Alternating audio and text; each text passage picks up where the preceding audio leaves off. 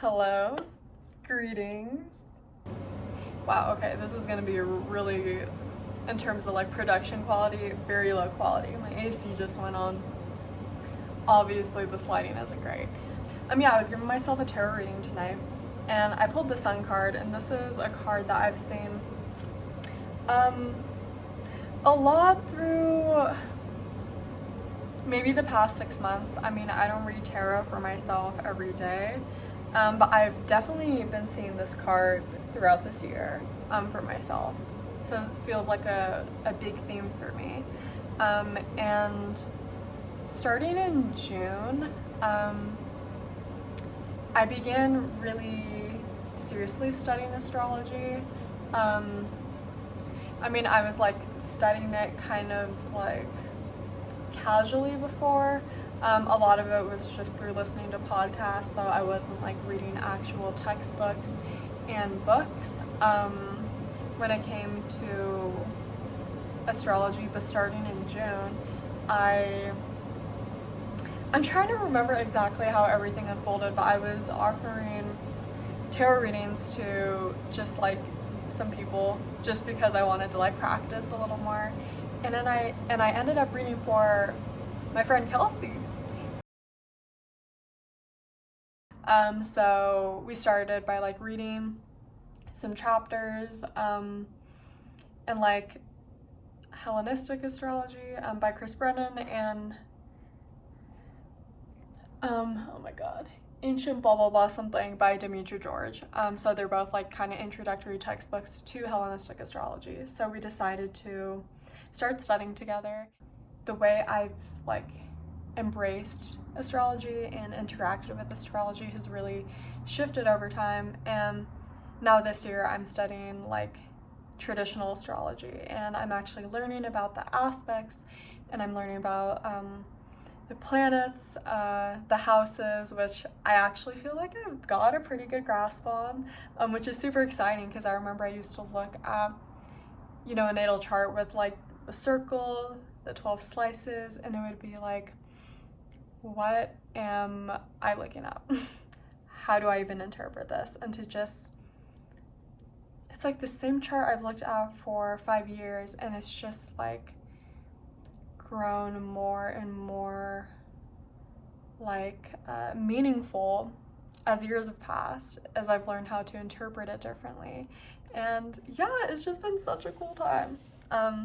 But as I've been studying astrology, I think I was studying tarot first. I never like ended up really doing anything consistently when it came to tarot and studying it. But I've just had an interest in tarot. I've obviously watched like YouTube tarot readings, and there is just something. It's like you don't even need to be giving yourself a reading per se. I was actually just talking with someone about this today, where like it's the fact that like you can look at a card and just resonate with it, even if it's not like resonating with you in that exact moment. You're like, I've been through this. There's just certain things that, like certain concepts, right, that you're introduced to in one moment and it doesn't resonate till like years later. I was looking at tarot cards like for a really long time, but not like understanding it. But as like time has progressed and I've like been more familiar with the images, it's like over time these images just get more and more meaningful, especially when I do like a tarot reading for myself. And sometimes I'll get a card, I'm like, I don't really know what it's trying to indicate. And there's certain cards that are kind of like indicating how things are going to unfold, and to just have certain cards just not understanding what they mean in the moment, but it's like as time progresses you understand what these cards were indicating. And that's what's been happening to me. Everyone learns tarot differently. I wanted to talk about how me learning more about astrology, how the sun has like informed my understanding of astrology, and astrology is also informing the tarot. There's like this, there's probably not like a really clean and neat crossover of everything from astrology to tarot, but like the sun, for example, is like, yeah, the sun's obviously in astrology. And Kelsey and I just recorded an episode about the sun for our podcast. If the episode is up by the time I post this, it might not be actually. I'll put a link down below when the time comes to listen to us talk about the sun, because like I pulled this card today and Kelsey and I had already had that discussion about the sun, and I was looking at it and I was like, oh my god, there's certain things we were saying about the sun that I can now see in this card. And maybe it's not necessarily everything we verbalized in the podcast, but like me just thinking about the sun. Yeah, us talking about the sun, it's like I look at this card now and I'm like, oh my god. Okay, so for example, I always like when I would pull this card in the past, again, low production quality, thank you for understanding. When I pull this card in the past, I would look at the sun's expression, I'd be like, why is it this? Like, this doesn't even look like positive. It's not like radiant, happy. It's a little bit stoic. The sun's like radiance and its brightness and the way it just projects light out is just like an inherent quality, but it's not like trying in like a very active way to be like, I need to be bright, I need to be loud. But this is just how the sun exists. And oh my god, I'm like, how do I explain this well? Okay, struggling on how to phrase that, so I'm gonna return back to that if I feel up for it. Okay, but the child on the horse now, right? I was like, why is there a naked baby on a horse in this card? Like, what's going on? But yeah, when Kelsey and I were talking about the sun, we were talking about how the sun's placement in your chart and how it manifests reflects your essential nature. It reflects like who you are when you're not actually trying that hard, when you're just existing as you are. Because we all have, I mean, you could call it different things. We all have quirks. We all have different unique and distinct aspects of our personality, of who we are. And those are kind of inherent. I mean, there's like a nature versus nurture debate, right?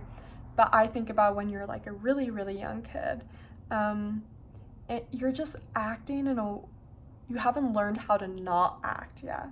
So you're just acting as you would be with like no outside intervention.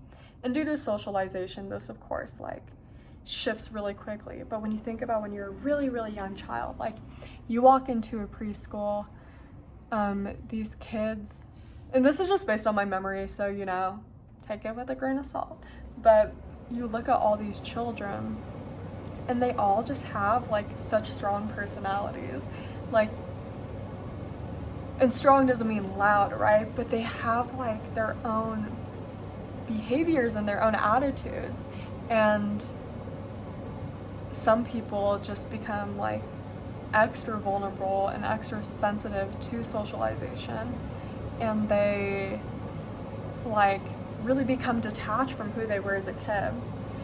But the sun, like, if we're talking generalizing people based on sun signs, which we really shouldn't be doing, but in my opinion, if we are going to do that, the most accurate, right,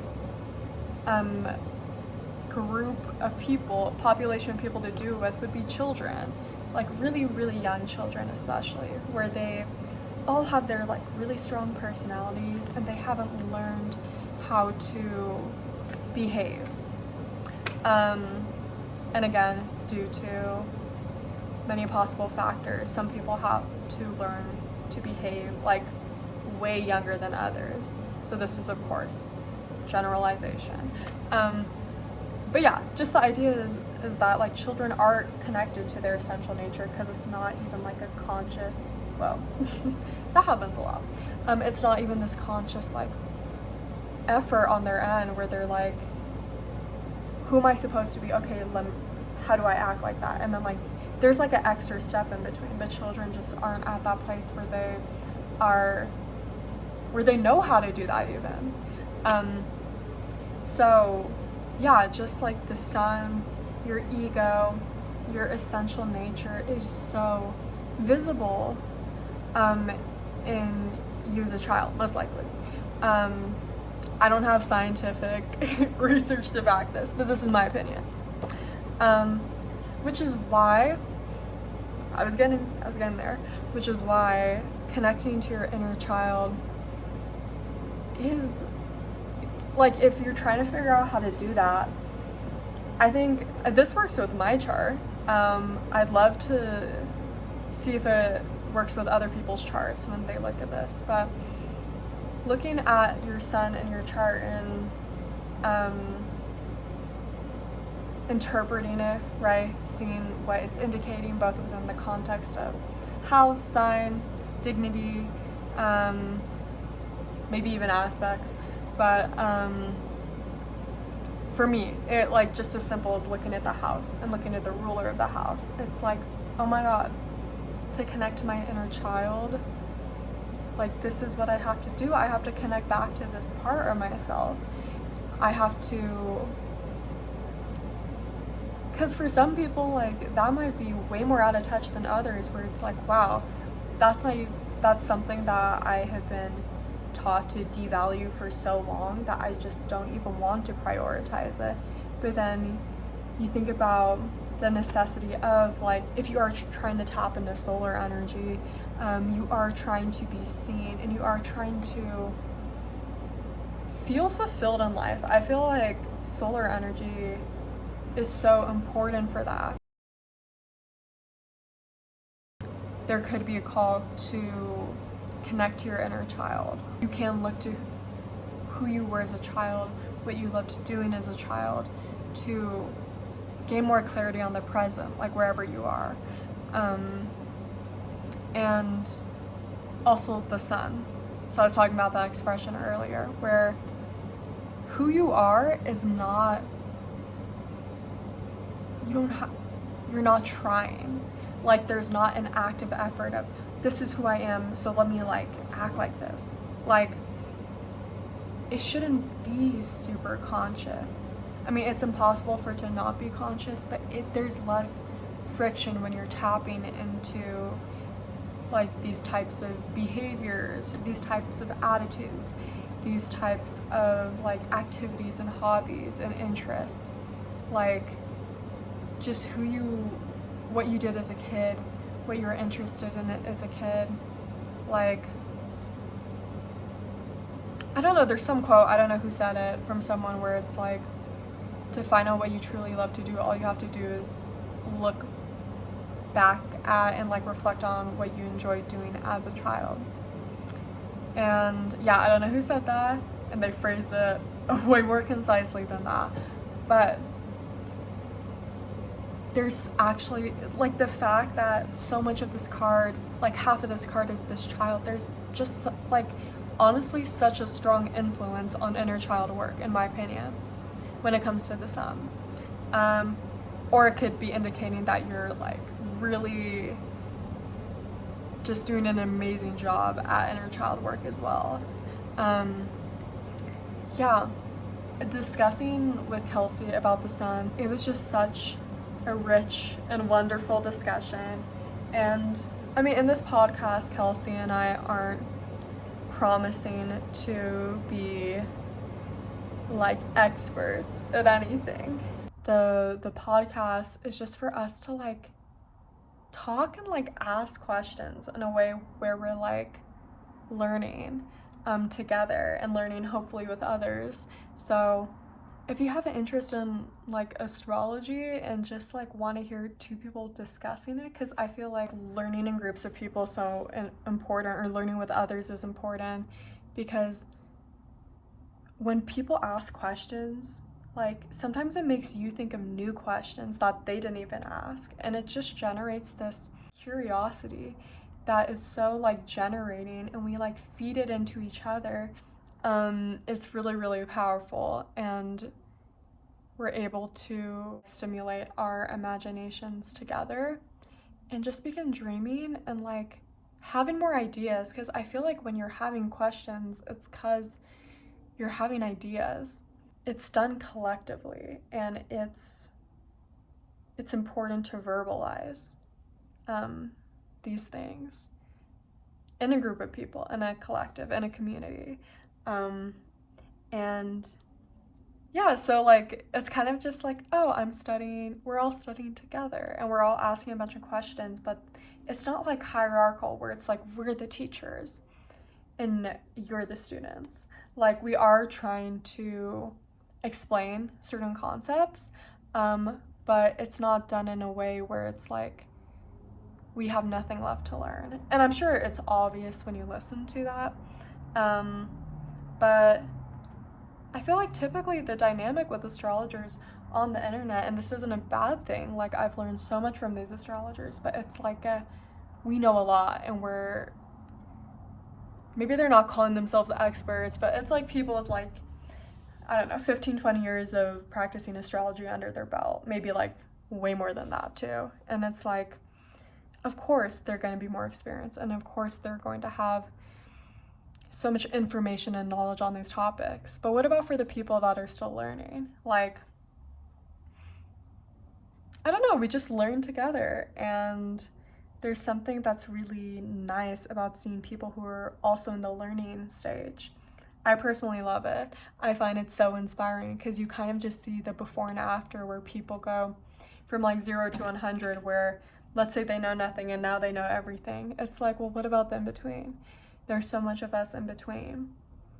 And again, this isn't to say that astrologers on the internet have some kind of like God complex and they're not humble. Like, absolutely not. Like, I can, at least me not knowing these people, but me like watching hours of their content, I can tell so many astrologers are just, they're really coming from a good place. Like, to me, it feels that way. But there is just a different dynamic. So yeah, anyway, huge explanation for the podcast.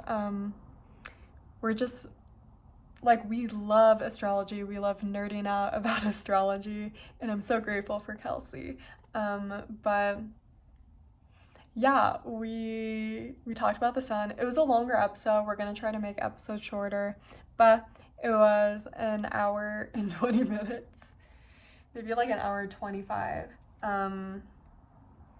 But it was just fun. Yeah, and we obviously couldn't explain every aspect of the sun for multiple reasons, again, because I'm still learning about the sun, but also there's just so many different directions you can go with the planets, with really anything in astrology.